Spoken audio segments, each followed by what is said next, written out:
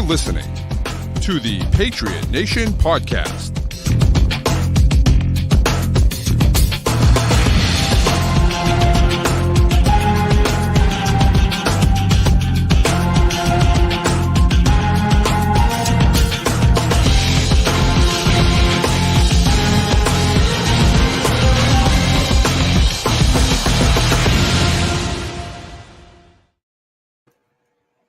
Hi, welcome into another edition of the Patriot Nation Podcast. As always, it's your boy Pat Lane here with my guy, Matt St. Jean. And today we are lucky enough to welcome on to the show, you know him, you love him, Pat's reporter from CLNS Media, Mike Kadlick. Kadlick, how we doing, sir? I am. I'm great. I'm very thankful you guys have me on, especially for game week. Fired up. I'm here on the CLNS channel a lot with Tayler and the other guys, but happy to do the night show with you guys. This is gonna be fun. So thanks for having me. It's great. It's great. One of the best things that happened to CLNS. I mean, obviously, we're so lucky to have Tayler, obviously, but like, you know, you get let go from the place that will not be named, and we scooped you right up, dude, right before the draft, and you and Tayler just crush it together. It's so good, and so perfect fit. We're happy to be with you, 100%. Like it's great. It's great. Yeah, it's a good time. It's good. Even with like. Again, you guys coming on too, like with the night show, and there's Greg's show, and there's Callahan's show, and like it feels like basically like a Patriots TV channel here on YouTube at this point. So like it's super cool. We have all the bases touched. So it's good to mend the fences. We do our crossovers with Barth and Hines, but now we got a mini little Pat's it's nice. We don't feel left out at all with your crossovers and Barth and Hines. You do your punter drafts, you do all those things. See, the punter draft, Pat, we don't feel left out at all. It's fine. I meant to respond to your tweet the other day. You're not a fan. You're a content creator. You're on our side. So yes, maybe we could have had you guys on, in our conference, but we had to let the fans come on. And I guess you're a fan at heart, but it's still you're right. If you ever need an assistant GM for the punter league, we can step in and take somebody's spot for a week. There we go. I love it. All right. So as you mentioned, Mike, it's here. We're finally here. It feels like this offseason just has been going on forever because basically it's been going on since like week 6 of last year. But we're finally here to week 1. Cincinnati against the Bengals. Looks like Jamar Chase actually is going to be suiting up week 1, which really shouldn't surprise anyone. But, it wouldn't. Cincinnati's like the one team where I'd be like, well, is that owner really cheap enough to let their best player not play? Absolutely. So that's the one place where I feel like, and he may not get a new deal anyways. Like he might be suiting up, but he's not getting a new deal. I don't think, at least. So that's going to be really interesting to see what happens with him and Higgins as the season progresses, and then obviously in the offseason. But that's a different topic for a different day. But we're finally here, week 1, right? What are your expectations? Let's just look big picture before we kind of get into the minutia. Big picture. What are your expectations for the season? Man, so I mean, big picture, like 30,000-foot view of this team is frankly that 2024 doesn't really matter. Like that's kind of the way I look at it, and it stinks to say, Pat, because you just mentioned how this offseason has felt like forever, and now we finally get to week 1. It's like, well, they've brought in some building blocks, some pieces to build on, but it's not entirely in place, right? And so with the Matthew Judon trade and with throughout the draft, there were these 3 tentpole positions that they needed to address at tackle, wide receiver, quarterback.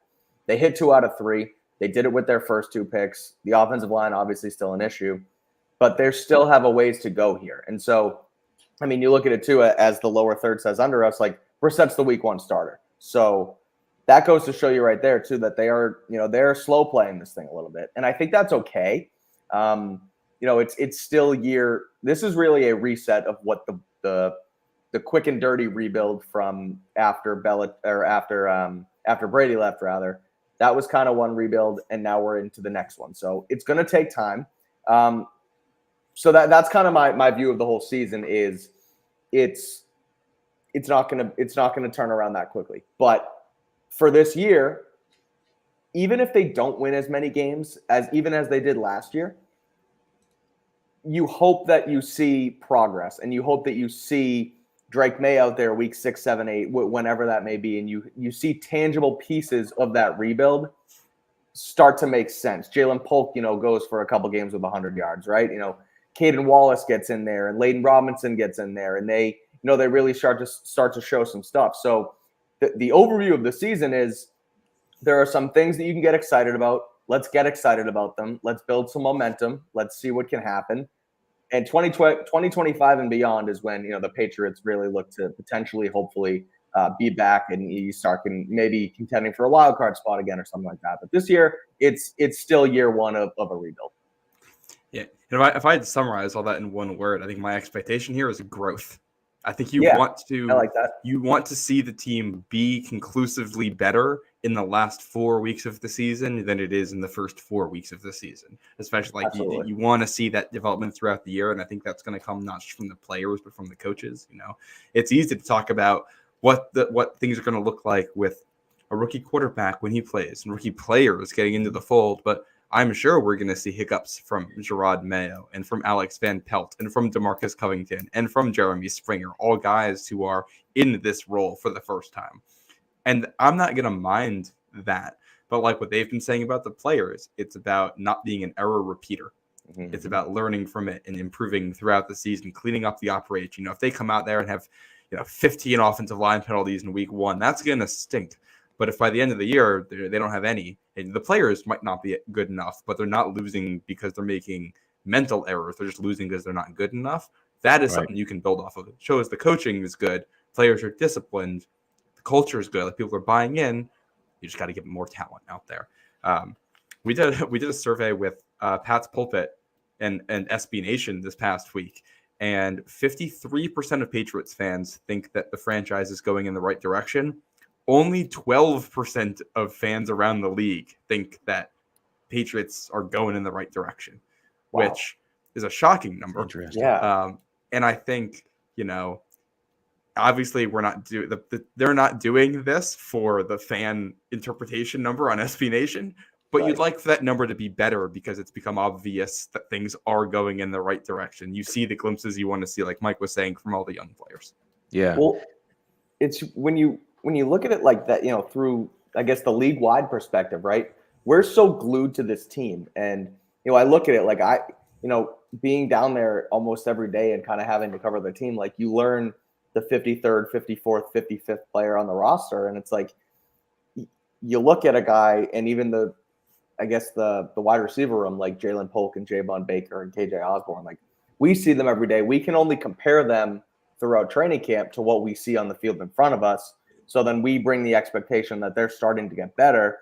But then when you compare that room to the Bengals with T. Higgins, Jamar Chase, and, I guess Jermaine Burton and, some of the other guys there, but like, you get the point, right? There's such a lack of talent here. And sometimes you don't really realize it because you kind of have the rose-colored glasses around here a little bit. I mean, there is definitely the negativity too. I mean, there's been more negativity around the team than there has been in a long time this season. But again, you kind of just look at it that way, and it's like when you hear around the league that the Patriots are a bottom 5 roster, and that's pretty standard. Like, that's not really opinion at this point. That's more of a fact. You start to get a little bit less excited, and you realize that they're like I said, there's definitely some more work to do. Yeah. Can I just a quick point on the fan perspective too, is that, like, we follow the team every day. The last time we saw the Patriots, what we saw is Drake May make cool plays in a preseason game. The last time NFL fans saw the Patriots might have been Mac Jones throwing the interception in Germany, followed by Bailey Zappi throwing maybe an even worse interception in Germany. Right. So followed by Bill Belichick being out the door, and like, that's what they're seeing. So it is a different viewpoint on the team than what we get.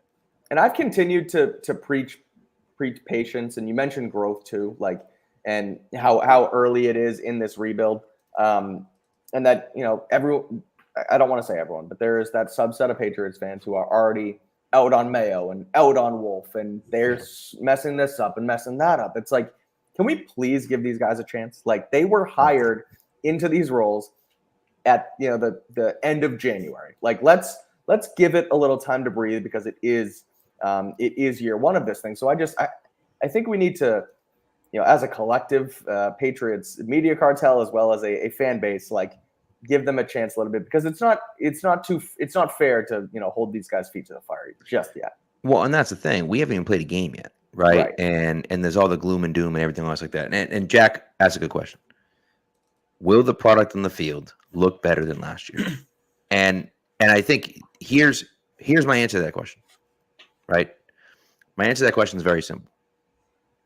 Last year, the Patriots, with Taylor Swift confirmed in the building against the defending and soon-to-be Super Bowl champions, were flexed out of a Monday Night Football game. Yep. The first time it's ever happened. Obviously, last year was the first time they could do it. But, they were flexed out of a Monday Night Football game to a Sunday game at 1 o'clock in the afternoon. And, that's how bad, that's how unwatchable the Patriots are. You talk about the that better have been the floor is kind of your point. Yeah, and that's the thing. That's, the ratings darling of Taylor Swift and the Chiefs weren't enough to even get the Patriots to a 4:30 game. Never mind a Monday Night Football game. They were a 1 o'clock, stick them at 1 o'clock and don't let anyone watch this.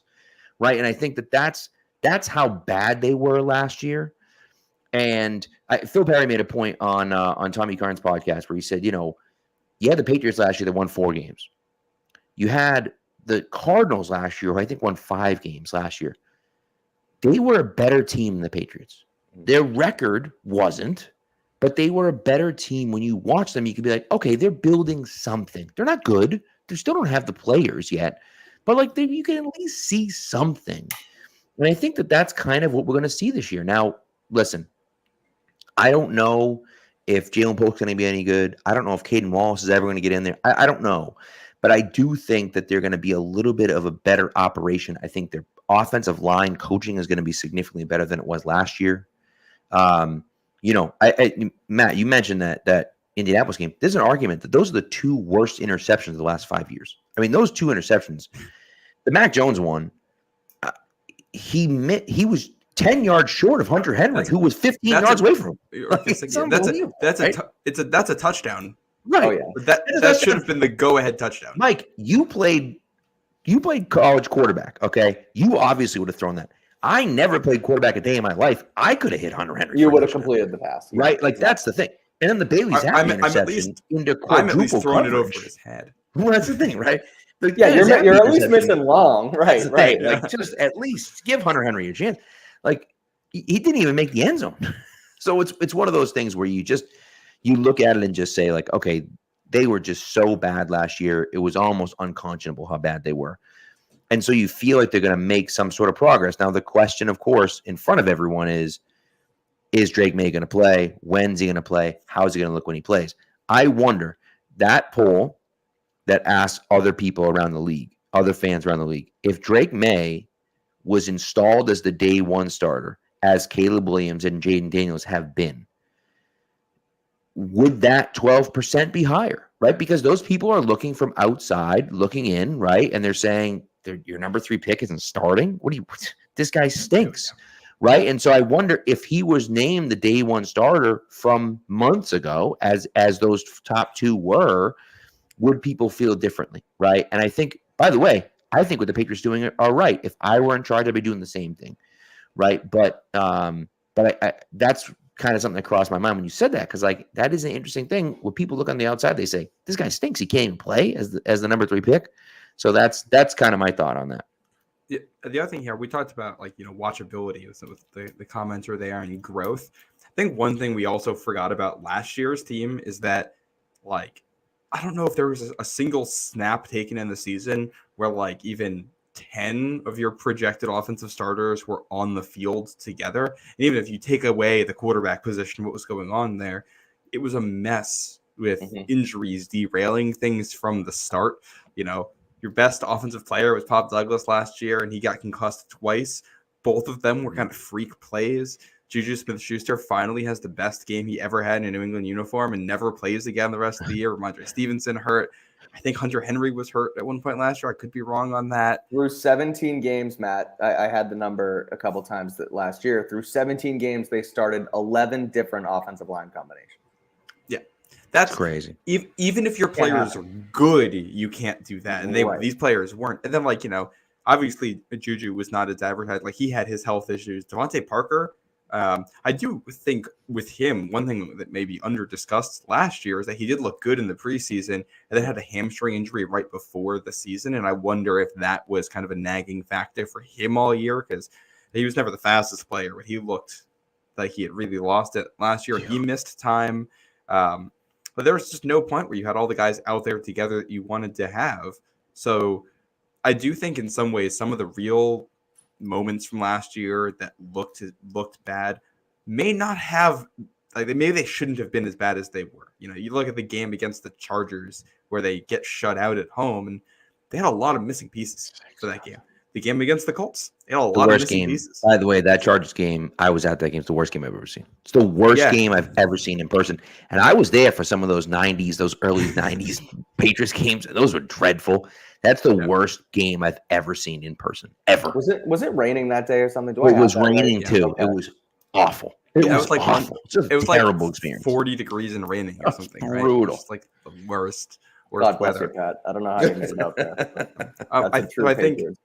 Yeah, I think I'm going to turn this into a question for you, Mike, here as we talk about the stability, being able to put guys together. I think having some sort of chemistry and cohesiveness with the offensive line and the skill positions and everything, like, obviously you're not going to have it from week one because they're figuring things out and there are injuries right now. Right, they're already there.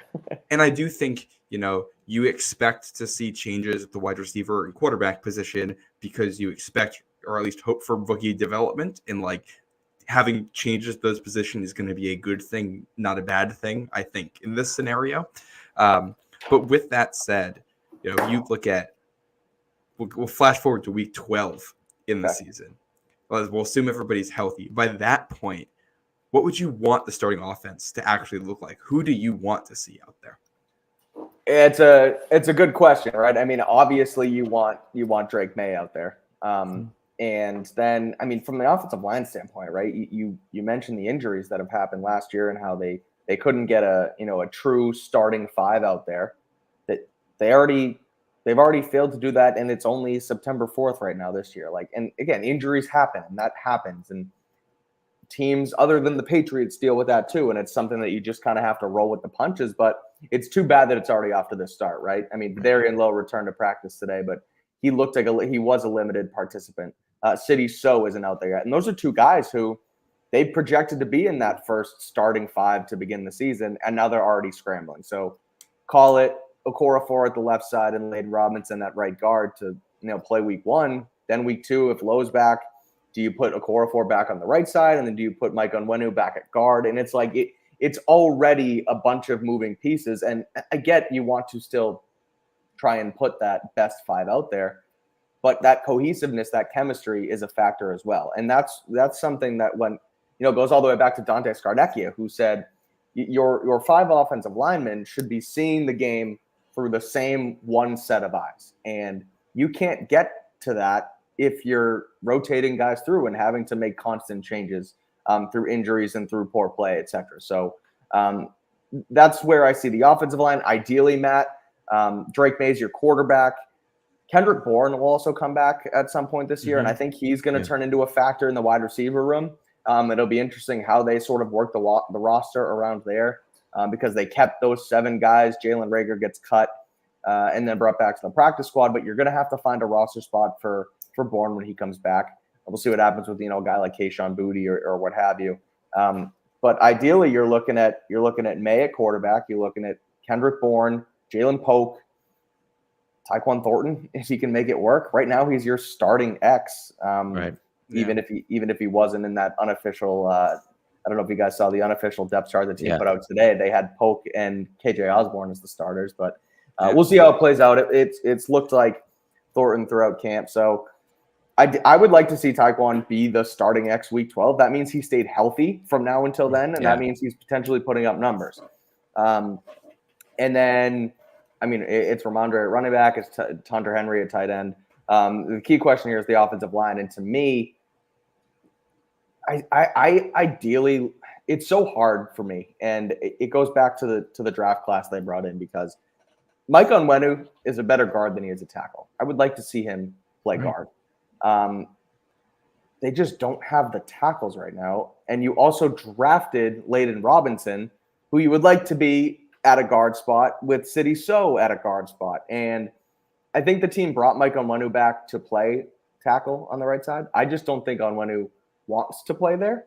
And I don't think that he's best suited there for what they want to do on offense. So there's still so many moving pieces, as I alluded to before. And as when we get into next season and draft talk, it's going to be Will Campbell. It's going to be Calvin Banks. Those names are going to constantly be here. Yeah. But long story short, I think when week 12 rolls around, you have So and Robinson, I guess, at guards. David Andrews stays healthy. Onwenu stays at right tackle. And left tackle, to me, I don't know. And I don't want to say I don't care, because I do care, but I just don't know what the answer is. Because whether it's Varian Lowe, whether it's Chuks Okorafor, whether it's one of these practice squad guys that they signed, whether it's one of the guys they signed to the active roster that they claimed off waivers, like I don't. Caden Wallace. Caden Wallace. See, you forget about that guy too. Thank you, Matt. It's 10:27 in my head for sure. But I forgot about Caden Wallace. I would like to see him out there too. He was a starter at one point in camp, and I feel like since that first week, we haven't really heard about him. Yeah, we haven't, and he played pretty well there too for the first, those couple days he was down at camp in that position. So that's what I would like to see. I would like to see a youth movement, and ultimately, that's my answer, Matt. Is Caden Wallace? He just slipped my mind. That's what I don't get the Caden Wallace thing. It doesn't make sense to me. The only thing I can think of is that they want him at right tackle instead of left, but like. I don't know what he did to lose that spot. He was in that starting left tackle spot. I thought he was fine. He may not have been the best left tackle in the league or anything like that. Yeah, but nobody is on this team. Well, that's the thing. Like, right. And I just thought, like, he at the very least played just as well as Vidarian Lowe did. And so it never made sense to me what they were doing, because I do think, in my opinion, the best offensive line they could roll out week 1 would be Wallace at left tackle, Robinson at left guard, Andrews, Onwenu, Okorafor. That's what I would do, right? Because Okorafor clearly prefers the right side than the left. Clearly. Like, it's obvious that he prefers to play on the right than the left side. And so you're going to stick him at left tackle if Vidarian Lowe can't go, and he's not good at left tackle. Right. You're going to get Jacoby Brissett killed, because Okorafor can't do it at left tackle. And by the way, Mike Onwenu's not a great pass blocker at right tackle. And so now you're looking at saying, now both our tackle positions are a liability in the passing game. We have a rookie at one guard. We have Nick Leverett probably at left guard. And we got David Andrews in the middle. To me, it doesn't make sense to me. Maybe City So can go, and okay, fine. I feel a little bit better with City So left guard than I do with Nick Leverett, but not much better, because he wasn't great against the pass last year either. So it's like, when you go to pass the ball, you have 4 guys that are really unproven / not good at blocking the pass on your offensive line. To me, I don't understand why, you look at it and say, let's just put Wallace at the left tackle. And they might be doing that. I don't know. And they might be doing the same thing they're doing with Drake May, and saying, we're not going to have this kid play left tackle when he can't do it. And then we're going to kill this kid's confidence if it makes sense. Right? That's my thought. That's why he's not there. Is that they don't want to throw him into the fire right away. Right. Because honestly, like, whatever. If the guy can't play, he can't play. So what? But like, if they look at him as their future right tackle, they might look at it and say, nah, the kid needs more time. Let's give him more time. Let's wait. Halfway through the year, we'll bump Onwenu back inside and put him at right tackle, and then we'll roll with it from there. Right? Maybe that's the way they look at it. I don't know. What they're doing makes no sense to me. I don't get why they're doing it. And that's frustrating from a fan perspective when you look at it and just say, like, what are they doing at offensive line? And by the way, I thought they did okay in free agency. Like, they did the best they could. It was either Jonah Williams, who stinks, Or Chukwueze for who stinks. What do you want? Or you try to bring Trent Brown back, who right. You didn't want to be never coming back, but right. Yeah, you got it. Yeah. Well, and that's the thing. And look, in the draft, and Kingsley Suamataia, however you say his name, went to the Chiefs. The Patriots could have traded up, but again, they would have had to send a 3rd-round pick and a 4th-round pick to move up to get him. So you're trading Caden Wallace and Javon Baker to do that. Yeah. Now, maybe that's fine. I don't know, but it's one of those things for me that it is what it is. And I would have looked at it and said, I don't know if I love that or not. Maybe he'll be fine in Kansas City. I'm not sure. By the way, someone mentioned Donovan Smith. Any tackle that is currently a free agent stinks because the entire league needs tackles. So if there's a tackle out there that is still a free agent, he's terrible. And so a guy like Donovan Smith was not that good last year. No, and he's old, and everyone knows that. And they're looking at it saying, there's no way this guy's going to stink. There's no reason. So the Patriots take a chance on young guys and see what they can do, Yeah, if your tackle play is not going to be that good, I'd rather invest in, Chukwueze, who's still relatively young, Vidarian Lowe, who I think is his 3rd year in the league now. He's still a relatively young guy. Caden Wallace, obviously young. Some of the other guys that they claimed younger. But yeah, no, I think when I think about one of the reasons for the decision making with the offensive line, I think back to it was Gerard Mayo who mentioned that at the time the 2nd unit was making way too many mental errors. Mm-hmm. And I wonder if that's an issue with the younger players. Is that there's just too many mental mistakes. They might be better blocking, but there's too many mental errors. They're going to make too many mistakes. So you just can't trust them out there. And you hope that by week 12, we put that mark out there that those have been cleaned up and you feel good about them. I think they also have the issue right now where outside of David Andrews, who we haven't seen much of this preseason, their 2 best offensive linemen right now are probably Micah Onwenu and Layden Robinson, might be their 2nd. Yep. Both guys who are best at right guard, which puts you into a very weird scenario. Mm-hmm. The other thing too, if you're going to play Michael Onwenu at right tackle because you want to get Layden Robinson out there and you want to do, So at left guard, Robinson at right guard, Onwenu at right tackle, I kind of think your best option at left tackle right now is Vidarian Lowe because Okorafor doesn't look that comfortable out there. And Lowe looks better than he did last year. Of the guys who play left tackle, I think his losses are the worst and the ugliest, but his wins are also by far the best. I think he's the strongest of the 3 guys they put there. So when he wins, he has some really good reps out there. And you maybe just roll with that for a little bit and see if you can turn that into something. Because with Okorafor, sometimes when you watch him, he looks like a tight end to tackle convert the way that he blocks. He's skinny, he gets pushed up. And I don't know if I want a guy like that protecting the blind side. And also, if you're going to put him at right tackle and you want to run to the right, how can you run outside zone to the right if your tackle is going to get pushed back like that? I'd rather take a chance on a guy who might whiff the way Vidarian Lowe does, because at least when the reps are good, he's going to push people back and create lanes. Right? Yeah, there's it's funny. Any way you slice this, I think they're ultimately going to struggle, and that's the hard part. And I get the second guessing, Pat, and I agree with you that I would like to see Caden Wallace out there too, and Matt, maybe change it up and put Low right side, left side, whatever. At the end of the day, down the middle they're going to be okay, and on the bookends they're going to struggle. And what you said about, or what was in the comments rather about Donovan Smith, or you see this Caleb Jones guy come in and say he's 6'9", 340, whatever his size is. Get him on the active roster. How can he not take over for Vidarian Lowe? It's because he's not that good. And again, maybe you hit lightning in a bottle, or whatever the saying is. And this guy comes in and can be a stud. But right now, there's just not enough talent out there. That's why, despite the size that Caleb Jones has, he was an undrafted free agent and cut by the Packers and not picked up anywhere and didn't make a 53. It's kind of that simple. And so there also wasn't many free agent options. So at the end of the day, to me, find your best 3 down the middle.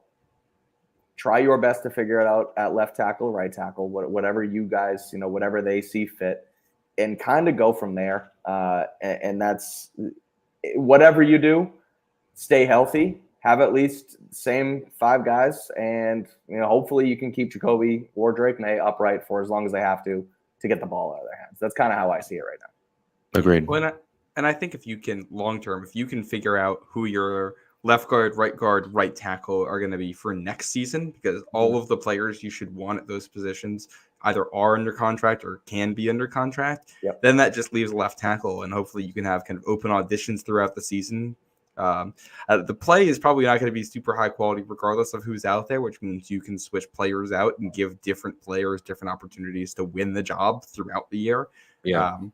And you hope somebody looks good enough at the left tackle spot that at least you feel comfortable with them as a swing tackle next year, somebody who can be a backup. Because, I mean, that's the other thing. Like, the 3 guys who I talked about in that battle at left tackle, if they're going to put on Winu on the right side, are all relatively young players and, like, in theory have development potential. Are guys like, obviously, Caden Wallace has a rookie contract. He'll be here for 3 seasons after this one if the team wants him. You have the 2 guys, the team can re-sign if they play well. They have the opportunity to play themselves into a contract here. So, you could find even if it's, your next play, Adrian Waddle, who can be your swing tackle when you need one. Right. If you're playing for jobs for 2025, that competition is very much going on. Right. Well, and that's the thing. So, we'll see. And look, it is what it is, unfortunately. And we kind of knew that this was coming because you had huge holes at quarterback, wide receiver, and tackle. And it was impossible to fix that in one offseason. It was impossible. Yeah. Now, if they had loved Calvin Ridley and they had gone out and gotten him and went way above and beyond and signed him, I think that 2nd-round pick is a tackle. Mm-hmm. Right? And they would have fixed the wide receiver, hypothetically fixed the wide receiver room in free agency. They would have drafted the quarterback at number 3, and they would have drafted a tackle in the 2nd round. And unfortunately, Calvin Ridley just isn't that good and isn't worth $27 million a year. He just isn't. Sorry. And so they didn't, and that's the way it goes. And so I don't know if you fixed the wide receiver room, but you went out and got a high quality quarterback. I think a guy that can be a high quality starter in Jalen Polk at wide receiver. And you took a chance on Caden Wallace in the 3rd round. And it just, whether it pays off or not, we'll see. But, that's one of those things. Yeah, Mike called this year 1. This might actually be year 0 right here. Right. Ground floor.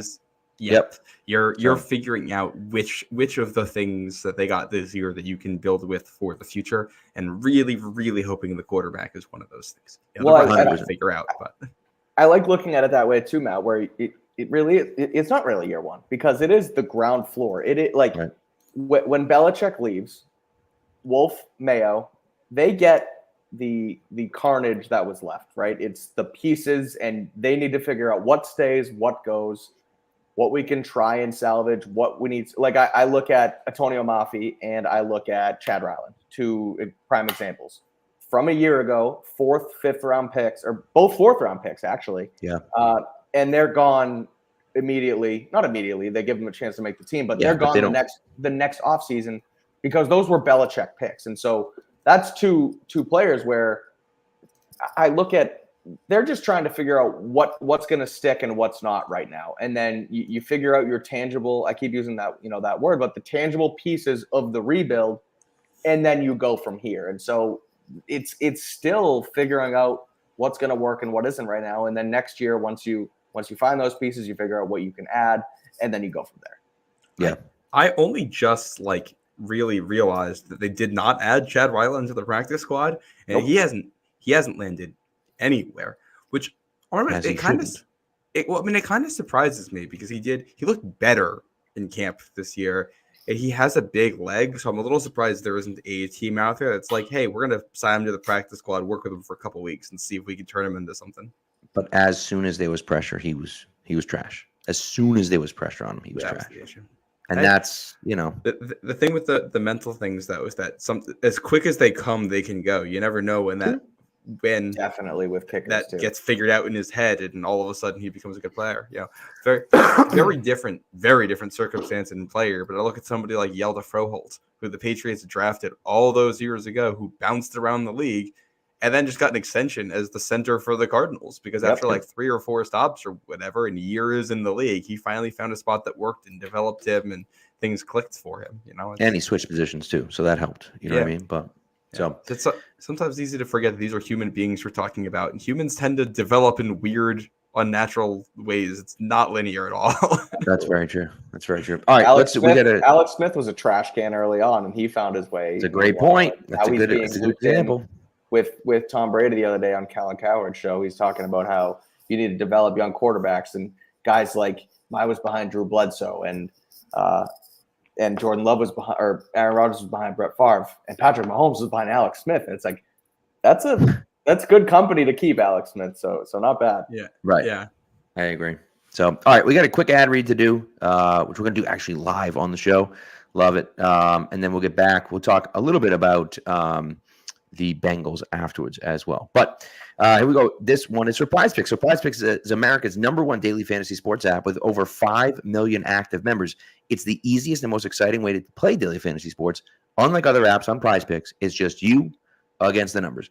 All you have to do is pick more or less on 2 to 6 player stat projections and watch the winnings roll in. Now, 1 Caleb Williams passing yard get you 1 win on Prize Picks every week in September. That's only 1 passing yard. If he literally throws for 1 yard, you get a win. You need 2 to 6. One of your wins is already done. All right? So go out and take that Caleb Williams pick.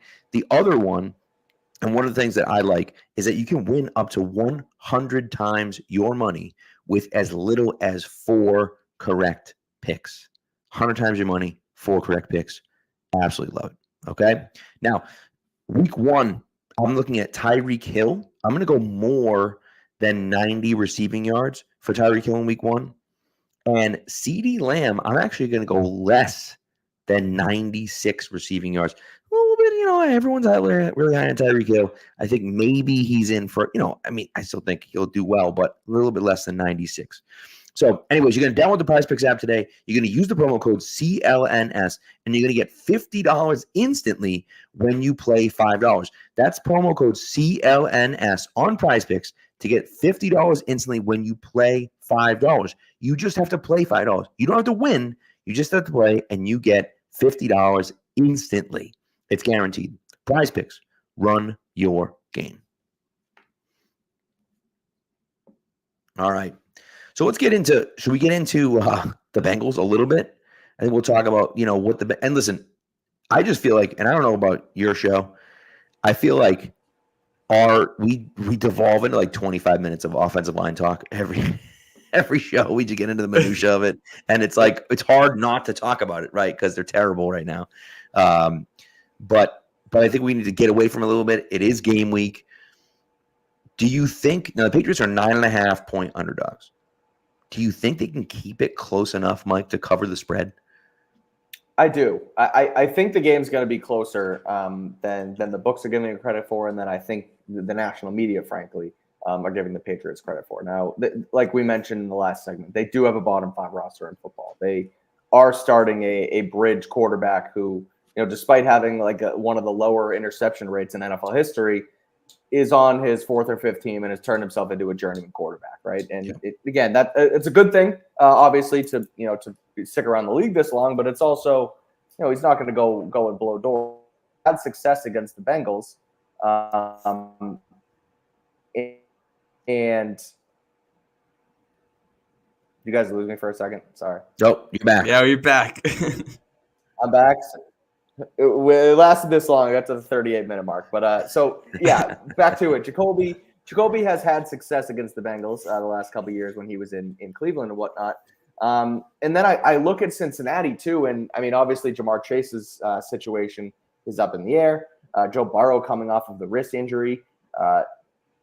Their third wide receiver is now a mix of Andre Yasovis and Jermaine Burton, who's a rookie because they let Tyler Boyd walk to Tennessee. And Cincinnati has started slow. The last, ever since Zach Taylor took over. Now they've gone to an AFC Championship game and they've gone to a Super Bowl down the stretch, but they don't start hot. And so I think this is a good spot for the Patriots where they could at least keep it tight. And I've given I've given a score prediction of like a 21, 14 range, where I think it's going to be low scoring because the Patriots defense is obviously what's going to keep them in some of these games this year. Now they lose Matthew Judon, and they lose obviously Christian Barmore to the blood clots, which we'll see what happens, with his situation as the season progresses. But long story short, I do think they could keep it close. I do think they covered the spread. But ultimately, Cincinnati is the better team. They have the better quarterback. Right now, they have the more proven head coach. And that's kind of how I see this one. I think Gonzalez versus hopefully Jamar Chase becomes exciting. And ultimately, Patriots keep it close. That's kind of my thought. 30,000-foot view on where they're at. Yeah. I'm looking at, obviously, all the eyes in this matchup are going to go to that Bengals offense because of, first of all, the Jamar Chase situation. He was at practice today in uniform. I believe his first practice of the year. I don't know if he'd show up at any point during training camp. But he feels like a guy who probably can just show up and go, and missing time's probably not going to hurt him that much because just get the ball to him in space and he'll make plays. Throw the ball up to him and he'll make plays. That's just the kind of guy he is with the chemistry. And he's been like you said, he's been with Burrow forever. They have their chemistry down. It's a new offensive coordinator, but it's still the same system. So you should be. They promoted. What was it? Brian Callahan went to Tennessee, and they promoted Pitcher, the old quarterbacks coach. Who, by the way, I was looking at his coaching history. He played football at Cortland. Was a wide receivers coach at Cortland for 1 year. Was a scout with the Colts for like 4 years. And they've just been with the Bengals ever since. He came in as an offensive assistant, then assistant quarterbacks coach, then quarterbacks coach, and now offensive coordinator. So interviewed for the Patriots job this offseason too. The OC job. That's right. Yeah.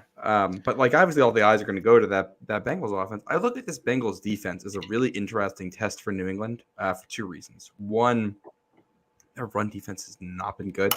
They were a bottom 10 run defense last year. They brought in Sheldon Rankins, who's like supposed to be one of the big bodies on the line, but PFF rated him as a really bad run defender last year. So, we'll see. He's been volatile year to year as a run defender, but if they don't get great performance out of him there, this might be one of the weakest fronts that the Patriots play all year. And maybe this is an opportunity for the offensive line to start to turn the corner, at least in the running game right away, and start to get some momentum there. Try to control the game and keep the Bengals offense off the field. And then with that, Lou Anarumo, defensive coordinator there, the defense struggled in general last year because they were shifting to younger players. Dax Hill, they tried at safety last year. Now he's at corner, and they bring in Geno Stone from Baltimore to play free safety. So they're shifting some pieces. They got young guys back there. They like to blitz a lot. If the Patriots can run well, they might keep the Bengals out of some of those blitzes, and then that sets up your play action to throw down the field. And we don't know how well Dax Hill is going to play at corner. This might, I think Lou Anarumo is generally a pretty good defensive coach. The personnel just might not be that good for this Bengals defense. And if you can control the flow of the game and get a couple big plays, especially week one when weird things happen, and that's where you get more miscommunications and blown coverages and all that, you might be able to score more than people are thinking you're going to be able to going into this one. That could make it interesting. I do think they keep it close. My hot take when the schedule came out in general was that I wouldn't be surprised if the Patriots start the year off 2-0 and then really hit the skids right after that, because you get a team in the Bengals where I like the matchup, and then a team in Seattle the week after with two new coordinators on a 10 a.m. body clock start coming all the way from the West Coast. It's a weird matchup. And then you get the Jets and the Niners and the Dolphins and the Texans, and things get very difficult. But this might be winnable here. I look at what you just mentioned too, the how Cincinnati's defense is kind of in shuffle, and their run defense isn't great, and the Patriots, Gerard Mayo, Alex Van Pelt, have said that this is going to be a run-first football team. It's going to come down to the tackles on the offensive line in general holding up in pass pro, because you are going to be able to run the football, but you also have to pass the football at some point to win a football game. So can you hold up in play action? Can you drop back to pass on 3rd and 7 when you inevitably get there and convert 1 or 2 first downs? Can Jacoby hit a deep shot or two to KJ Osborne, Jalen Polk, or Javon Baker to get you in scoring range and then put 7 points in where you didn't think you were going to, and then the defense holds up from there. So that's why those are the reasons why I think it'll be close, because there are plenty of factors that can do that. But I just don't know if the pass pro is going to hold up enough for them to hit those shots, to be able to get the handful of completions they'll need, because I do think it's going to be low scoring, and it's going to come down to, 3, 4, 5 of those key plays. Yeah. Yeah, it's true. I mean, it's one of those interesting things with me, and David Andrews mentioned on his new podcast with Brian Hoyer that what that West Coast offense means. They want to try to run it about 30 times a game, right? Which is a lot of running, right? But it feels like if you're trying to hide your offensive line struggles, that's a good way to do it, right? Layden Robinson is an excellent run blocker. Mike Onwenu, wherever you put him, is an excellent run blocker. Right. I think even Nick Leverett, like those guys, the guys that struggle with pass blocking, run blocking is a lot easier. Right. And so I think that's one of those things that, like, if we can run the ball successfully, we have Ramondre. I think, you have Antonio Gibson, who I think has looked really good. And it's one of those interesting things with Gibson that, like, we haven't seen a ton from him only because they just haven't played him a lot. And I think, we're going to see more out of him than I think people are expecting. I think it's going to be more, not necessarily a timeshare, but I think if you're giving out 30 carries in a game, that's a lot of carries, right? Andre's not getting 30 carries in a game. He might get 20. He might get a little bit less than 20. And you're looking at, Antonio Gibson maybe catching 2 or 3 balls out of the backfield and then having, 10 or 11 carries. He gets 15 touches in a game. That's a lot of touches, right? And so, but I think you kind of rely on those guys as you allow Jalen Polk to get better, as you allow Tyquan Thornton hopefully to get better, and Javon Baker to get better, and Pop Douglas to get better, and Kendrick Bourne to, like, literally get better and get on the field, right? And so I think that it's one of those things for me that I'm interested to see what that looks like. We'll see. But, I think they could run the ball a lot. And if they have some success running the ball, that opens up the play action. That opens up some of those. And, of course, there's a ton of questions about AVP as a play caller. He looked pretty good in the preseason. Now, that's preseason against vanilla defenses and everything. But, like, he looked pretty good, right? He's been designing offenses for a few years. He just haven't been actually calling the plays. And so, how will that look? We don't know. But I think there's some reason for a little bit of optimism, at least, that he kind of knows what he's doing. So we'll see.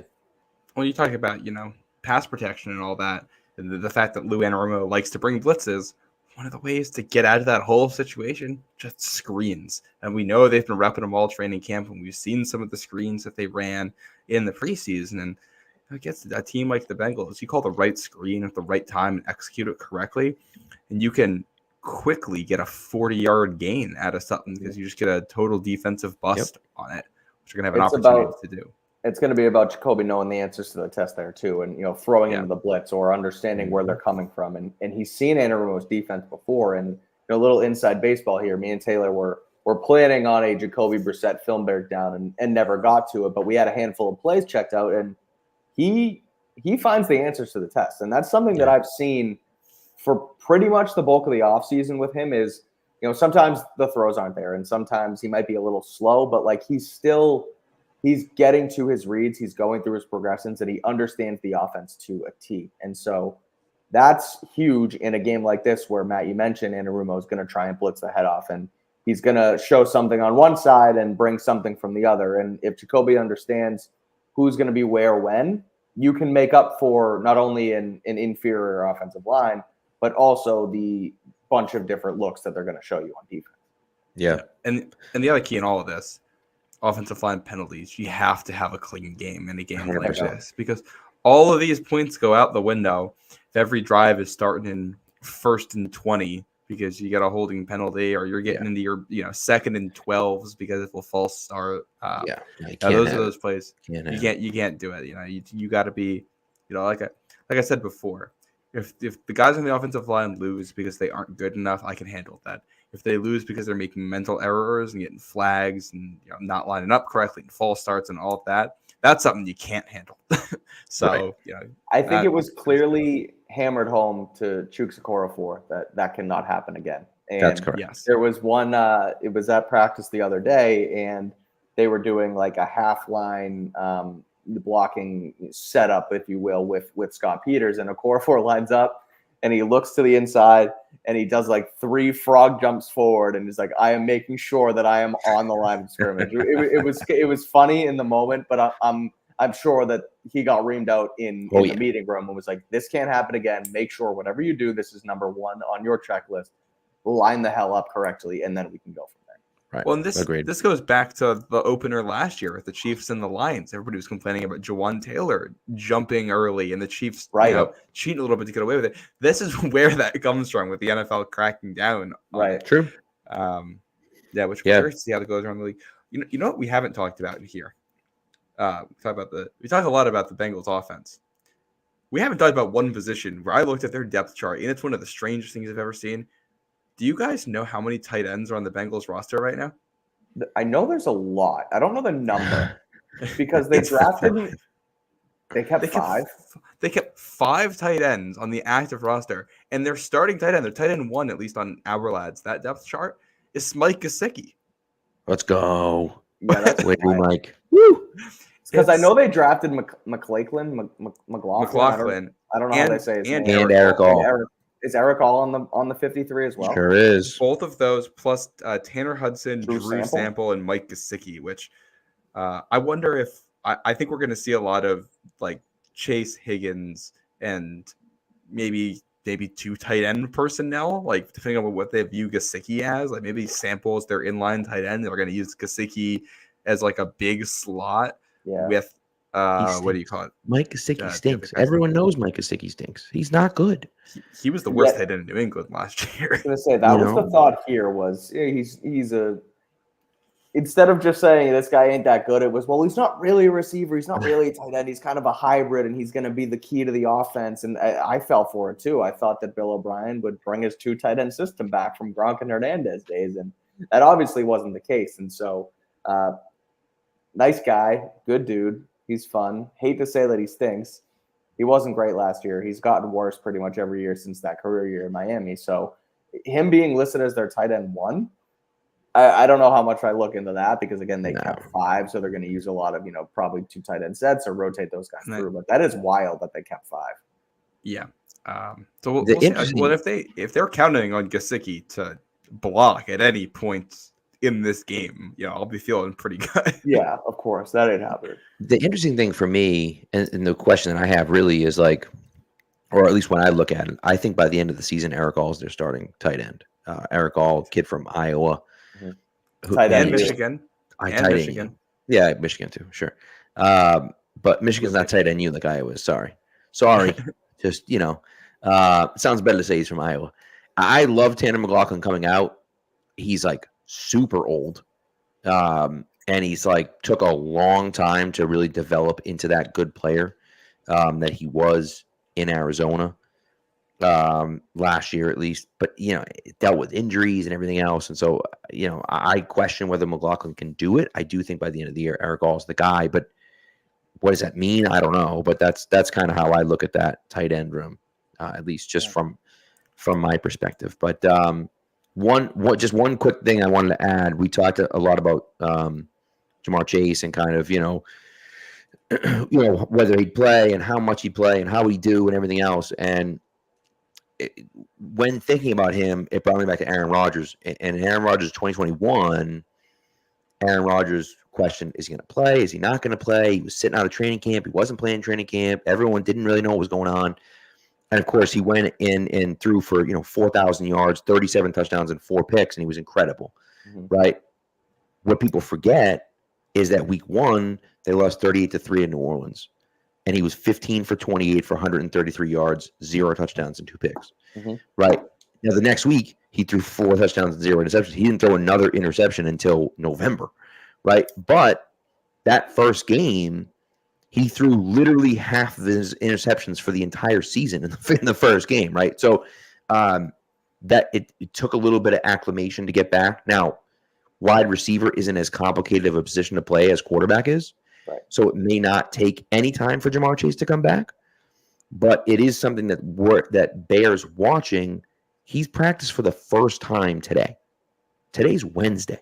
He's playing an NFL game on Sunday. Now, he's a great player. He's a great athlete. Like, I'm not necessarily concerned about it, but I think that there is some precedence here that like he could struggle in his first game back of live action where he literally hasn't even practiced all year long. And so that's just something I think that bears watching. Could also struggle because he's got Christian Gonzalez covering him too, even if he is. That's also true. Even if he is all that. True. I do wonder if he does play, Pat, on that. Like I mentioned before, he has the chemistry down with Barrow, and he knows the system, right? And that's sort of the question mark is, how ready, how in shape is he to play in a 3-day turnaround when he hasn't practiced with the team? Now, in my opinion, a guy who is a top 3 to 5 wide receiver in football and is on the brink of being paid and understands that he gets paid because of his performance, I'm going to guess that he's staying in shape and he's working, and maybe even him and Barrow, like he's in the building and they're working on the side and they understand it. But you can't really replicate a full 2-hour practice that everyone else is going through. And frankly, that's the reason they sit out, is because they don't want to get hurt when they're going through these longer sessions and sweating and cramping and playing on hurt ligament and things like that, right? You don't get calloused up, you don't get conditioned for it. So even if he does play, I do think that there will be some sort of they won't give him a snap count limit, but they'll ease him in. But I still think some Jamar Chase at the end of the day is so much better than no Jamar Chase. And even if he's out there, they're gonna struggle to cover him. Now, you mentioned it, Matt, too, with Christian Gonzalez, somebody who I'm not really worried about here entirely. I think at the end of the day, he's going to be fine as well. So, I think we haven't talked about it all in this, is that the Patriots did play the Bengals not that long ago. That was December of 2022, so under 2 years ago. And they did go out there with kind of an undermanned secondary in that game against, Chase, Higgins, and Boyd. Mm-hmm. They held their own. You allow 22 points and you get a pick six during the game on a misread where Marcus Jones is able to return something. So, this is a good test for DeMarcus Covington as defensive coordinator. Can you dial something up that'll confuse them? I want to say the last 2 times the Patriots played the Bengals, they got a pick six because you had that one with Marcus Jones. And then I know Stephon Gilmore had one when they went, I'm pretty sure, he did, when they went to Cincinnati in 2019. But I was reading the game notes on Patriots.com today. Did you know that only one defensive player has ever scored in an opening game for the Patriots ever? Do you guys know who it is? Wait, one who? There's been one defensive touchdown in an opener for the Patriots ever. Boy. Playing the Bengals. Oh, I do. I know who it was. You want to hit us with it, Pat? Chandler Jones. No, Donta Hightower. Sorry, Donta Hightower. Chandler Jones strip sack, Donta Hightower touchdown. Well, then I must have this talking point wrong because I'm thinking of another. Oh, it might be pick six then. It's got to be pick six because I know the first game was in Tennessee in 2012, and it was the first game for the 2 rookies. Okay. And Chandler Jones, I think, had a strip sack, and Hightower recovered it for a touchdown. I'm almost positive. Yeah, so Patriots.com has this wrong, which now they got something else wrong in this, and I emailed them with a correction. I'm going to be following up with another one. All right, there you go. Correct that there was that one in 2012. The one that it had was against the Bengals in 2010 when Gary Guyton got a pick. Oh, good pull, that's Gary a good one. I was at that game. Patriots legend Gary Guyton. Yes. Love it. By the way, Matt mentions got to bring trivia back. We will be doing trivia again during the season. Yep. 100%. Don't worry about that. Yeah. We'll be back. We'll be back doing that. Also, shout out to Matt, who said he's in the ER right now. Appreciate you for tuning in the ER. Hope everything's okay. In the CLNS. And Gary Sourbutt says it's like 3:30 in the morning over in the UK, and he's just like, it doesn't matter. Like my sleep schedules will be screwed up anyway. So we appreciate you sticking it out with us. So. A couple other notes here on the Bengals I feel like should get mentioned. Their starting center in this one is Ted Karras, former Patriot. I think Mike Gesicki apparently going to be starting, and Trent Brown projected to be their starting right tackle at the moment. So a lot of Patriots familiar names there that we're going to be seeing in this one.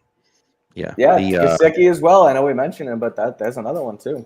They have plenty of Patriots. Ted Karras, you said it. Trent Brown. Like it's all Patriots on the offensive side of the football. Yeah. Hopefully they're better than the Patriots. Yeah. I don't know how much we're gonna do here before you go, Mike, but I did have one other question for you. What do you got? Think of the Bengals all orange uniforms that they are going to be rocking on opening day. I don't know if you saw this. I am a fan of any different uniform, so I'm for it. Now, I've said in the past that it's been relatively controversial that I'm not a huge fan of the Patriots red throwbacks. I would rather them bring back like the 90s Bledsoe blues and see a couple games in those.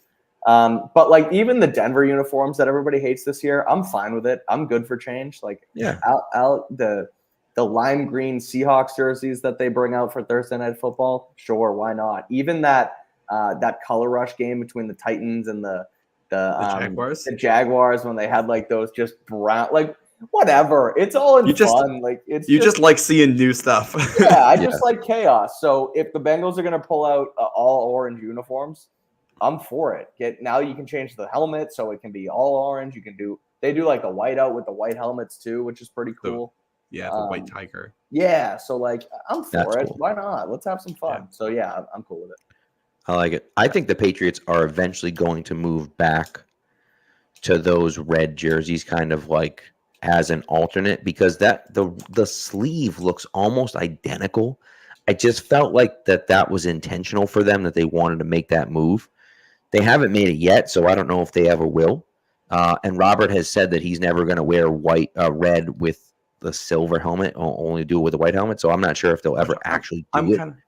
I'm kind of gone. I don't think a silver helmet and a red jersey would look. I agree with you. Not for the Pats. But I don't know. I do. I am with you to a degree, Mike, on the red throwbacks. I have always found it weird.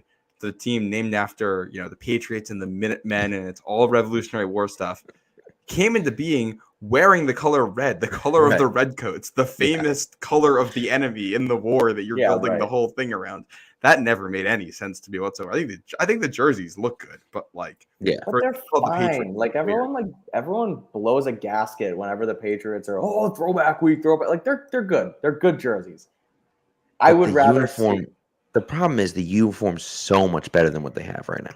See, I don't hate. It's like I don't hate the Patriots uniform. I don't hate any uniform. So that's my. The current Patriots uniform is basically just like the throwback in different coloring. Like it's the same. Yeah. The same. The away one I like. I love the look of the white with the red slash and then the blue pants. Love that. The blue on blue. Retire it, dude. Retire it. Give me the silver pants for life. Like, stop it.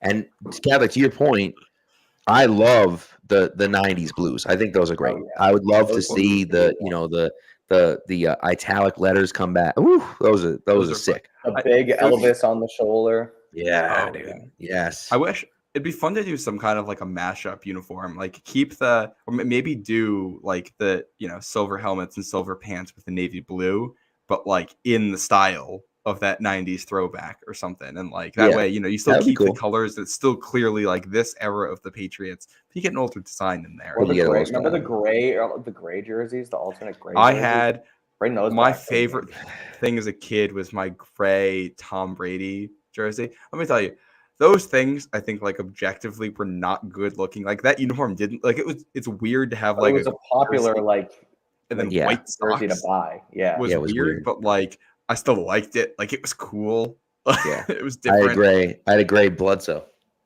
Nice. Love it. When they used to wear that at home too. It's like an alternate home jersey to be something a little bit different, which I liked. You could like shake it up and like get a visiting team wearing like a dark color. Like anytime the Cowboys used to come, you wear the light color at home, and they don't do that anymore. Like I'd love to see go like bring back a silver jersey or go white at home 1 week and mess with their opponent. Agreed. All right.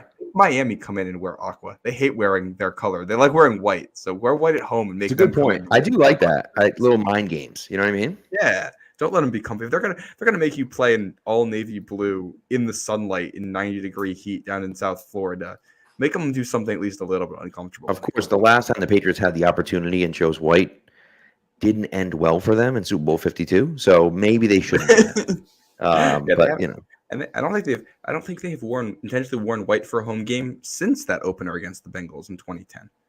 No, they did it in 2011 against the Cowboys. I'm wrong. Okay. Oh yeah, they do.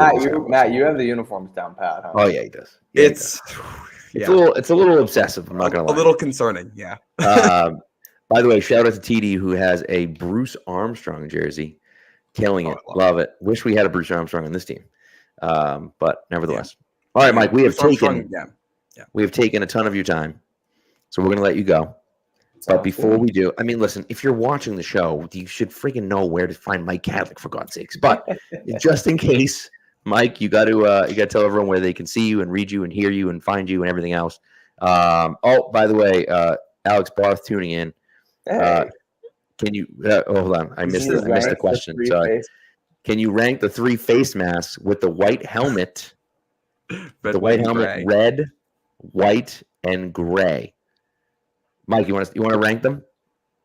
Can you rank the 3 face masks with the white helmet? So with the white Patriot, with the white Patriot helmet, you get the red face mask, the white face mask, and the gray face mask. By the way, there is a correct order here. So let's see what you got. I think I'm gonna go with. I like white on white. Okay. So that's number 1. Number 2 is red, and number 3 is gray. I think gray face masks stink. Yeah.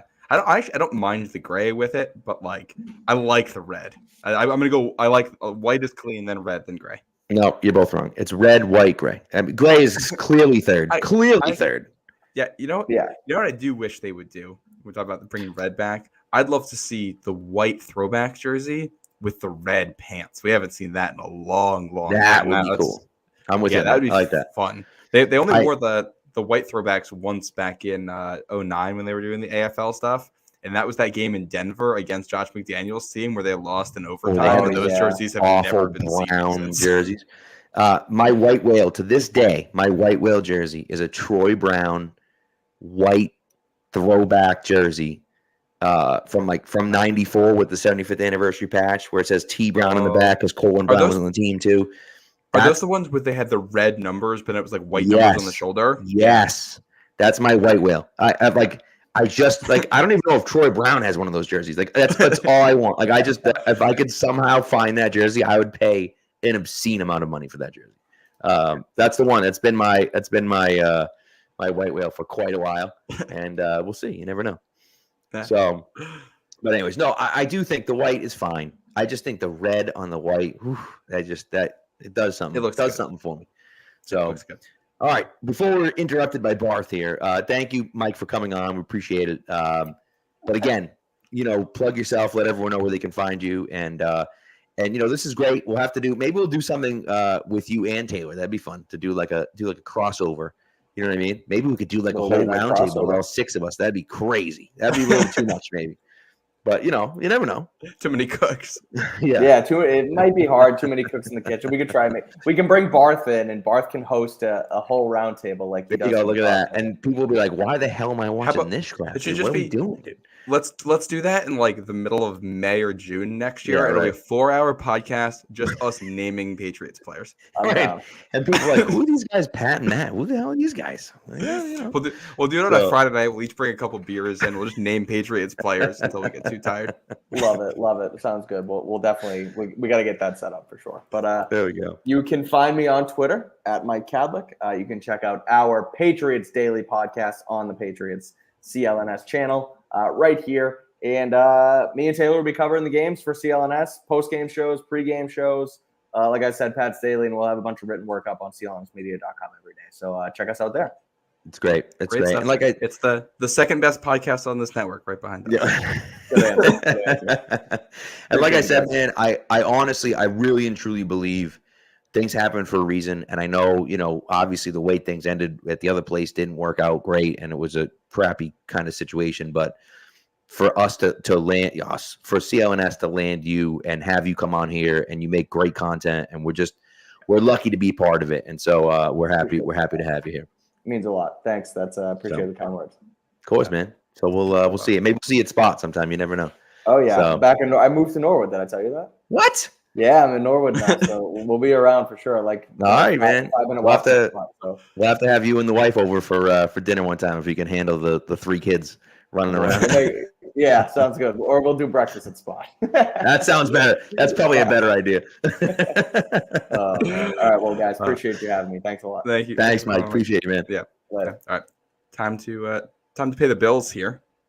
Got a little game time sponsorship for you guys. It's NFL season. I love going to football games live. One of my favorite memories as a kid was going to that Patriots Bengals season opener in 2010. I still vividly remember Brandon Tate, Patriots legend Brandon Tate, returning that second half kickoff for a touchdown.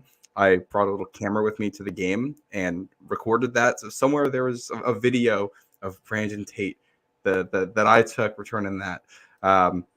And if you want to go to a football game, you can use Game Time. Got a new feature called Game Time Picks. Makes getting tickets to see your favorite teams play even easier. Shows you the deals in the easiest ways, in the best seats. You don't have to waste a lot of time, looking through all the tickets. You can just make it easy. In fact, it's so easy. I used it last night. I went to the Red Sox Mets game. Unfortunately, the Red Sox did not win. But Game Time made it super easy to find some cheap seats, and found it right before the game. Went with a couple friends, didn't pay much, just went to the game and had a good time. And it was super easy to find something that was affordable with a great view. You can see the view from the seat in the app before you buy the ticket, so you know what exactly you are getting yourself into. You got all-in pricing. You just hit that button, all-in pricing in the app, and you'll see exactly how much you're going to pay for your ticket. That fee is baked right in, so you don't have to worry about being surprised with a ticket price later on. So yeah, use Game Time to get your NFL tickets or your concert tickets, or if you want to see the Red Sox before the season ends, definitely go use it. Take the guesswork out of buying tickets with Game Time. Download the Game Time app, create an account, and use code CLNS for $20 off your first purchase. Terms apply. Again, create an account, redeem code CLNS for $20 off. Download Game Time today. What time is it? Game time. Love it. All right, so let's get into we got a few things left here. We're going to do our game picks. Yeah. And we have some prize picks after that, but we got some game picks first. Want to explain what we're doing with the game picks this year? Absolutely, yes. Yeah, so we're going to be doing this all season long. We're taking 5 games every week. We're going to have the Thursday night game, the Sunday night game, the Monday night game. Sometimes there's duplicates, so we're just going to pick whichever one of those games is the most interesting. Right. Plus, one game in the 1 o'clock slot, one game in the 4 o'clock slot. And we're going to pick who we think is going to win all of those. We're going to keep track of it all season long, and whoever does worse is going to do something. We haven't figured out a punishment for the loser quite yet, but it'll be, you did the conditioning test last year. It'll be something along those lines. Yeah. Maybe not quite as hard as a conditioning test. That was difficult. Although I did pass it. No big deal. Yes. But yes, maybe not quite as challenging. Yeah. Well, we'll see how that goes. But yeah, so we got 5 games every week. Football starts tomorrow. In fact, from where we are in 24 hours, we'll probably be reacting to whatever the first game of the season is in the opener. Should we just get into these? Let's do it. All right. So you got the graphic on the screen here, making it nice and easy for you guys. 5 games: Ravens at Chiefs, Steelers at Falcons, Cowboys at Browns, Rams at Lions, Jets at 49ers. Pat, you're leading us off. Ravens at Chiefs in the opener. Who's taking it? Got to pick the Chiefs. I got to. I want to pick the Ravens. Desperately want to pick the Ravens, but I don't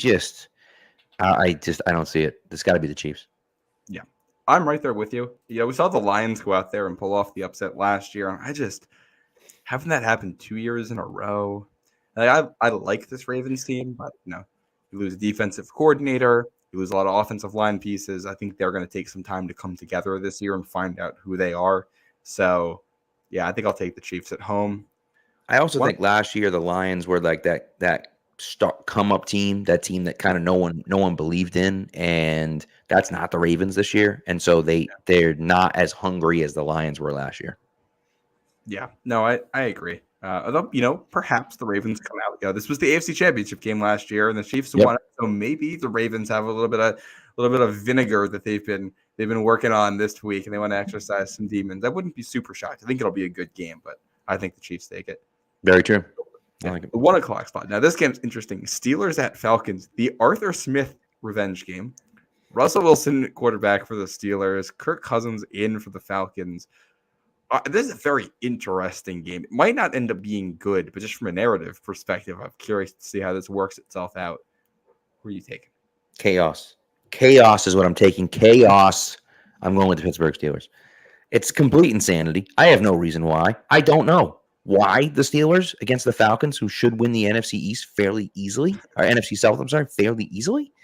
I don't know. But, like, the Steelers are just that team that, like, I feel like Mike Tomlin does his best work when everyone looks at the Steelers and says, these guys? You think these guys can win? And then they win, right?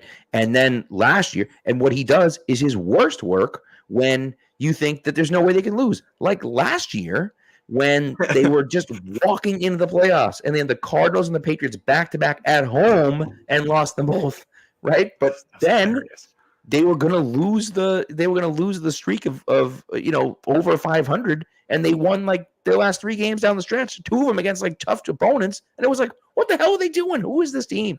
And so I just think that it makes no sense, but Mike Tomlin makes no sense. I'm going with the Steelers. Yeah, I'm going the other way on this one. Give me the Atlanta Falcons. I might have been with you here if Justin Fields was starting for the Steelers. I cannot get behind Russell Wilson in this offense right now. I just can't do it. Like, I got questions about the Falcons. I don't know how good that defense is, even with Matt Judon there. I don't know what Kirk Cousins is going to look like week 1 after the Achilles tear. There's a lot of questions about this Atlanta team. It still should win the division, but this is 9, maybe 10 win team in a weak division. The Steelers are a team that to me is probably a 6 or 7 win team in a strong division, and there's not that much room between those two things. Yeah. But I'm taking a team with a better quarterback. I'm taking the team that's playing at home. I'm not That going makes sense. I get the Mike Tomlin stuff, but it makes sense. The Steelers pick makes no sense, but that's why I like it. You know what? The weird stuff happens, man. I get it. Yeah. We're going to the 4 o'clock game. Cowboys 4 o'clock game. Tom Brady's broadcasting debut in this one. That's right, baby. And he's going to be broadcasting a Dallas Cowboys victory. I'm sorry, just like Deshaun Watson on the Browns. Come on. Yeah. Like, I know the Cowboys stink, but they're good in the regular season. They're better than the Browns. They're going to win this game. Yeah, I'm right there with you. I just moral issues with Deshaun Watson aside, I can't pick them to win a game against at least a semi-competitive team until I actually see him play quality football. He hasn't done that in a long time. Yeah. And I think part of it, I look at the Browns' moves this offseason, and I like the Ken Dorsey bringing him in. I think he's a good coach. But getting rid of Alex Van Pelt, who I felt was also a good coach, and stripping some of that staff, you lose the offensive line coach in the process to Tennessee. Like, it felt like this is a last-ditch effort to try to make Deshaun Watson work. And usually when you get to that point, it's not going to work, and everybody's going to end up fired at the end of the season. So, the Browns' defense is great. I have issues with the Cowboys and what they did this offseason, but I guess this is another one where I think the quarterback differential is just so big that I have to lean Cowboys. Yeah. I get it. Yeah. I like it. All right. What's this? Sunday night game, right? Rams at Lions. This is one of my favorite games of the weekend because it's just like such a fun matchup. The Rams are an explosive offense with Cooper Kupp and Puka Nacua. I think fantasy-wise, people are sleeping so much on Cooper Kupp. People forget that he won the Triple Crown literally 2 years ago. And so I love Cooper Kupp this year. I think he's going to have a huge year. I think Puka Nacua is also going to have a huge year. But the Lions, they're poised. Like, this is the year the Lions make that run. And so at home, Sunday Night Football first week, got to go with the Lions. Yeah, this is an interesting game because this is also a big playoff matchup last year. This is what this is the wild card matchup. I think so, yeah. Yep. Yeah. We win a really, really good game. First Lions playoff win in, 25 years or something like that? Sounds about right. Maybe longer. Yeah. This is I'm curious to see what we get out of both of these teams because the Rams lose Aaron Donald in the offseason, and I don't think that defense is very good. They're very old at corner and slow, and they have a young safety who's not a very fast player. They're trying to replace Aaron Donald for a defense in a pass rush that already wasn't that great last year. the flip side, the offense is fully healthy, and they might be able to score 40 on anyone when you have Puka and Cooper healthy together, and the offensive line working, and Matthew Stafford. I am going to take the Lions here at home. I think they're more complete. I think the defense will be improved this year, and it's going to be enough. I think this is going to be an electric game. Now, this might be a high scoring game between both teams with a lot of big plays. I'll also note for the uniform nerds in here, this will be the debut of the Detroit Lions new uniforms. They did a rebrand in the offseason. Is anybody looking for it? Yeah. Love it. There you go. By the way, I had the wrong multiple of 8. It wasn't 24 years. It was 32 years since the last Lions playoff win. Well, you said 25 years, which is not a multiple of 8. I thought I said 24, but nevertheless. So it's been 32 years. My dad just texted me, said it was the second Lions playoff victory in his lifetime. I won't tell you how old he is in deference to him, but he's pretty old. So it's, I mean, considering before that was 1953, I think it makes sense, Yeah. Not a lot. So, that's not true. They won what? No, he's wrong about that. They won a game. No, never mind. Nope, I was wrong. 91 is the 1957, not 53. That was my fault. Not 57, not 53. But it was confirmed before he was born. That's crazy. So the last game, week 1, Jets at Niners. Leonard Floyd versus Aaron Rodgers in this one. 49ers do get Trent Williams and Brandon Ayuk back for this one. It seems like no Hassan Reddick for the Jets. This will be a fun game. What do you got, Pat? Oh, baby. The chat's going to hate me for this one. The Jets on the road into San Francisco. Monday Night Football. Think about how bad the Monday Night Football was for the Jets last year. Like the worst possible scenario. Of course, they ended up winning the game, but the worst possible scenario for the Jets last year. They started Monday Night Football again, and I feel like they're going to pull it out this time, which is insane. But why not? Again, it makes no sense. Makes zero sense to take the Jets against the 49ers, especially on the road. But I just think, especially with, we talked about Jamar Chase not having a ton of lead up. Brandon Ayuk and Trent Williams both haven't really practiced for the 49ers this year. And so they might take a little while to get acclimated. Without Trent Williams, that offensive line is not that good. And so I do think that there's a chance that the Jets pull this off. I mean, looking at that list, especially now you can see it. And like, I picked the Chiefs, the Steelers, the Cowboys, the Lions, and the Jets. Mother of God, dude. I don't even deserve to win. I feel like I should just lose all the games just because I picked all the teams I don't like. The only way you could have tempted fate more here, I think, is if you picked the Browns. Because I think that is just – but either way you go in that one, that's a cursed pick in Cowboys. Yes. Yeah. I'm not with you on this one. I'm taking the Niners. I just think they're the better team here. Like, I am highly skeptical of the Jets. Granted, they are healthy right now, and they might not be by the end of the by the end of the season. But with Aaron Rodgers and his Achilles, that to me is going to be I'm not going to believe it until I see it kind of thing, because he hasn't played really high quality football in a while. I don't trust the offensive coordinator. And I think this 49ers defense is good enough. I don't think they're like anything great right now, but they're good enough. I think it'll be a good game. I think it'll be close, but give me the Niners. I am interested to see. I think my matchup to watch in this one's going to be that Jets defensive line, especially presumably without Reddick right now, against a 49ers offense that doesn't necessarily have a great offensive line, but still makes things happen regardless. That'll be very interesting, because the Jets defensive line, I think, could take over this game. I think that's possible. You get pressure with 4. That's the only thing that can stop something like what the 49ers do. But true. Yeah. So we'll see. Yeah, we'll see. We're tracking these all year long, and we'll see who makes more good picks here. Probably, I mean, based on week 1, probably won't be me. But you never know. Do we want to do our prize picks? Yeah, let's do our prize picks. So just so you guys know, what we're going to be doing for the foreseeable future is on our weekday shows, we're going to be picking 2 prize picks, I guess, over-unders or, more than or less thans. And then on our weekly recap show, we'll be discussing what happened with those games. So, of course, if we pick a Monday night game, obviously we won't be able to talk about it after the Patriots game. But if that has already happened, we'll be able to talk about it. So, do you want to start or do you want me to start? Did you already give yours earlier during your ad read? I did not. Okay. I gave two. I did give two that I was talking about. This is a separate two that I did specifically for this. All right. Well, you know what? You went first for the picks, so I'm going to go first here. I got one in the opener here. Travis Kelce, less than 60.5 receiving yards. I think he'll start out the season a little bit slow. Ravens have a good defense. I think we're going to get a lower scoring game in the opener, a sloppy game. That happens a lot of the time. Yeah. Low game for Travis Kelce to start out the year. And he might maybe still get the touchdown in there, but under 60.5. I got you. All right, what's your other one? My other one is going to be CeeDee Lamb, more than 83.5 receiving yards. Okay.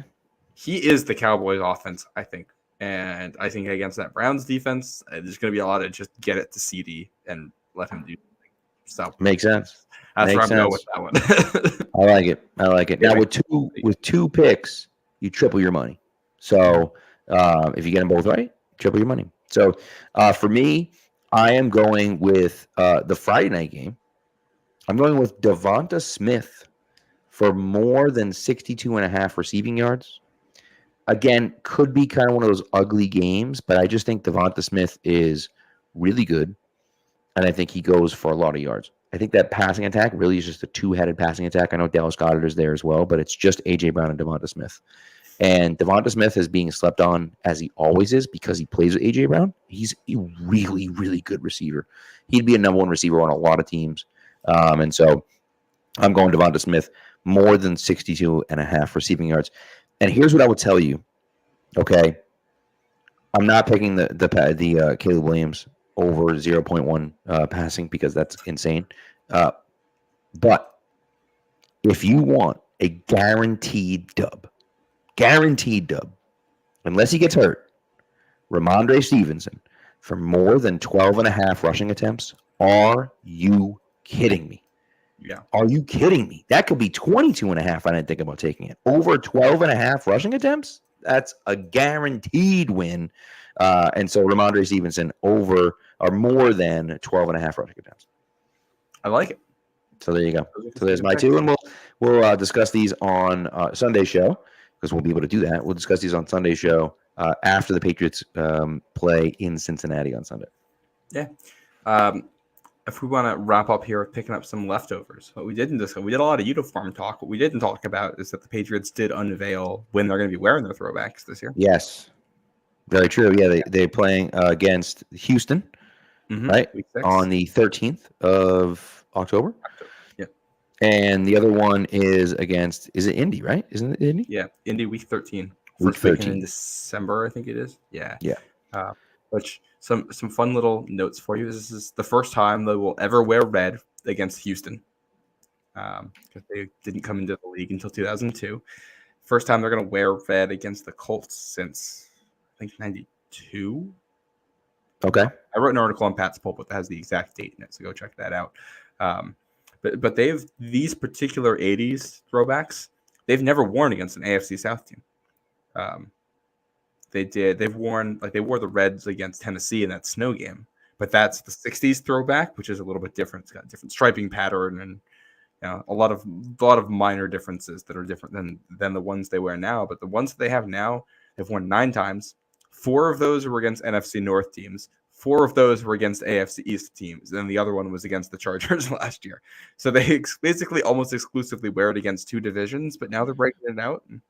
There you go. And the Patriots, by the way, have worn the red jerseys against another Houston team. I can't even. It's not really a Houston team, but the Houston does own the Oilers name, does it not? And so for the 50th anniversary, they played against the Tennessee Titans, who were the Oilers. Yes. And were wearing the Oilers uniforms, even though they, of course, are not the Oilers. Yes, they've worn red against a team from Houston, but not this team from Houston. Correct. Yes. Yes. And the team from Tennessee there. I like that they picked these games because you get red. Like Houston's uniforms are very blue, and instead of wearing all blue against a team that wears blue, you get like red versus blue. Yeah, I like that. Yeah. And the Colts you play all the time. They've worn. So there's a fact I got for the article I wrote. The last 39 games between the two teams have been at least one of the teams wearing blue. Like that's it's kind of boring. Blue, and it's let's shake it up. They played the last 2 years, and it's the Patriots all blue against the Colts all white. Let's shake it up, and it's two classic franchises too. Like that's a good matchup for a throwback. Right now. I agree, and honestly, after what happened last year in Germany, you got to do something. You got to do something to just try to ensure that it's not as bad of a game. So yeah. But all right. That does it, right? Yeah, go ahead. Which one other note while we're talking jerseys is that Mike Reese said they're probably going to bring the silver pants back again this year for at least a game. They've done that for the last home game in October the last 2 years. That's when they did against the Bears. That's when they did against the Bills. That game here's the Jets game in Week 8. So like if you're interested in that stuff, that's the one I'd keep an eye on for when they might break out the silver pants again. I'd love to see them do it, Week 2 against Seattle, but I don't think that's going to happen. I'd love to see them do it every game. Throw those damn blue pants out and wear the gray pants. If you got to do the blue pants, do one. Well, they don't even have a prime time home game, but like do it for one game in there. Especially you play a team that wears like red or green. Right. Make it the color rush, but it's like I don't know. I hate it. Yeah, the silver pants look so much. I wonder if they're just going to change uniforms soon, and they're just going to stick with this how it is, and then switch. Yeah, maybe something different. I don't know because this is the 5th year of them, so they're eligible to change starting next season. It's a good point. So we'll keep an eye out for next year. So another reason to keep an eye out for next year. So all right, that's going to do it for us. We are over 90 minutes here. We're burning the midnight oil here, almost actually burning the midnight oil. So we appreciate you guys tuning in. Yes, go ahead. What time are we going to be back on Sunday? So I got to figure out 100% what it is. I think it's going to be right after the game, but we got to talk to the boys and see what they're going to be doing. I assume since Taylor's going to be in Cincinnati, it's going to be right after the game, but got to talk to the guys and make sure that that's the case. So we'll see. We'll be our show and Mike and Taylor. We're going to be more than likely right after the game, if not certainly at halftime of that 4:00 game, which is what we've done before. So, we'll see kind of what happens there, but yeah. And our tentative schedule will, I think, be either right after the game or after the Mike and Taylor show for road games. Yep. And then for home games, probably halftime of the Sunday night games. Of the Sunday night game, as we did last year. Yep. Yeah. So that's going to be just to give you an idea. That's going to be probably our schedule as we roll through this the season. And we will take that. We'll get that trivia back going as well. We'll have to next week. We won't do it. We won't do it after games, but we will do it next week. So. And I'm not going to pull those from the Patriots game notes because that's unless I'm reading this wrong. That's 2 things that they got wrong in their like game preview article on the official team site. Yeah, not ideal. So, but can't be perfect, I guess. So, it's the way it goes. So, anyways, they said the last time the Patriots opened the season in Cincinnati was in the 70s. Yeah, that's not right. 2001. Yeah, the first game of the first year they won a Super Bowl. Right. Yeah, important game. And by the way, what no one talks about is the reason that they ran out. As a team. The reason that they ran out together is because of that Cincinnati game, because they didn't introduce them, so they all ran out together. Or I thought it was the PA messed it up or something. Or that's what I mean. The PA screwed it up, and so didn't really announce them, and so they just ran out together instead of running out separately, and they just said, we're going to keep that for the rest of the year, and they did it all year long. And then, of course, they got the notoriety for it during the Super Bowl because no one really noticed it. To the Patriots, who cares? This stuff is funny to me because as a sports fan, and because we grew up as a Patriots fan, it's like it's weird to think of anything else but running out as a team for a football game. Like, basketball you can do starters because it's 5 players. You can't do that in football because it's 22 starters and really like 25, 26, 27 players are going to be involved total.